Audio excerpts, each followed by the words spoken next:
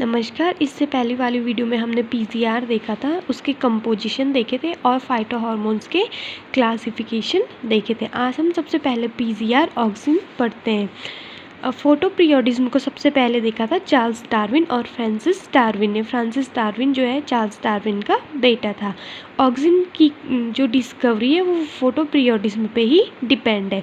इन्होंने क्या किया, किसी शूट की टिप को, ऑक्सिन कहाँ पे बनता है, शूट की टिप पे बनता है हमेशा।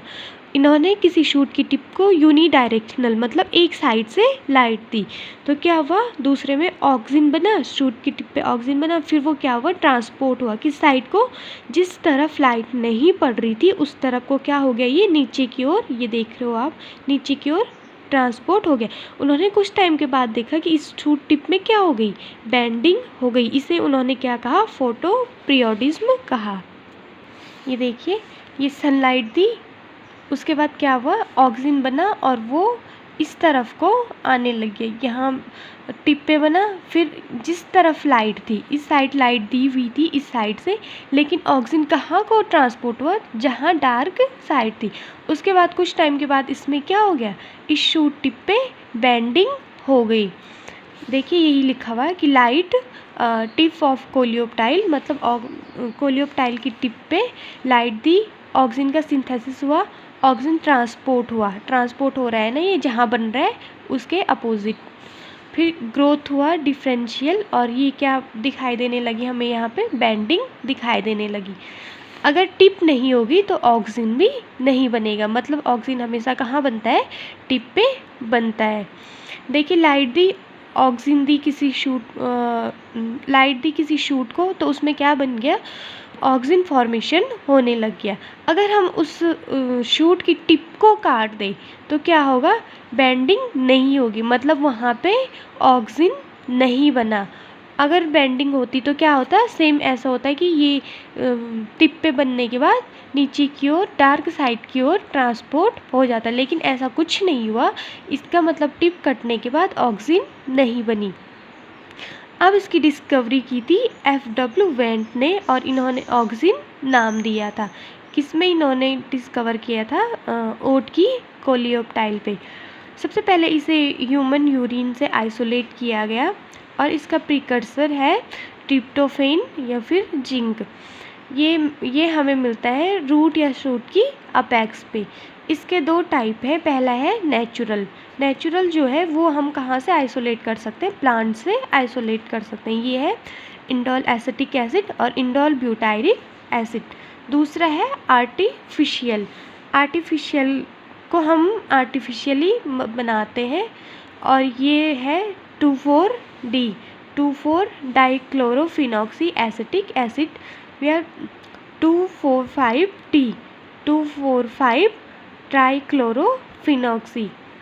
एक और है आर्टिफिशियल जो मानव के द्वारा बनाया गया है, NaA, नैफ्थैलीन एसिटिक एसिड। अब इसके फंक्शन देख लेते हैं। पहला फंक्शन क्या है कि ये क्या कराता है, एब्सिजन कराता है। यंगर फ्लावर और फ्रूट को के लीफ आदि को क्या करता है, प्रमोट कराता है, मतलब उनकी ग्रोथ को बढ़ाता है। लेकिन जो ओल्डर लीफ और फ्लावर होती हैं, जो जिन्हें काफ़ी टाइम हो गया है, जो अब झड़ने वाली है, तो उनको क्या कराता है, उनको झड़ने में मदद कराता है, उनके ऑब्सीजन कराने में मदद कराता है। दूसरा है एपिकल डोमिनेंस।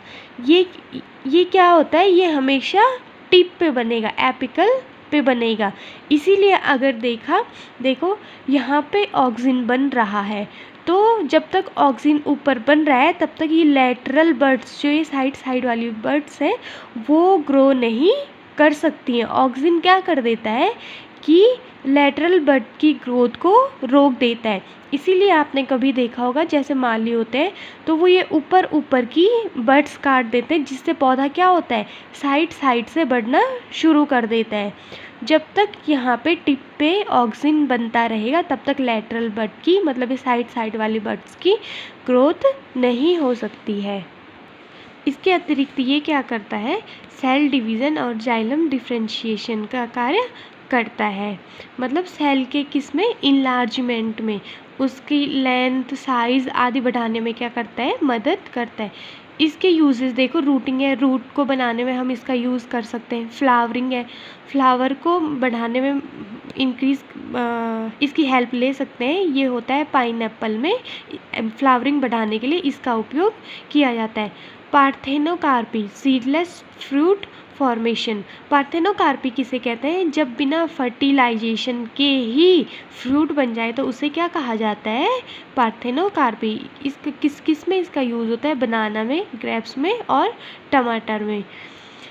वीडीसाइड्स, 2,4-D को नॉर्मली किस में वीडीसाइड्स के रूप में यूज़ किया जाता है। ये आर्टिफिशियल ऑक्सिन है। वीडियो अच्छी लगी तो प्लीज़ लाइक शेयर कमेंट ज़रूर कीजिएगा। Thank you.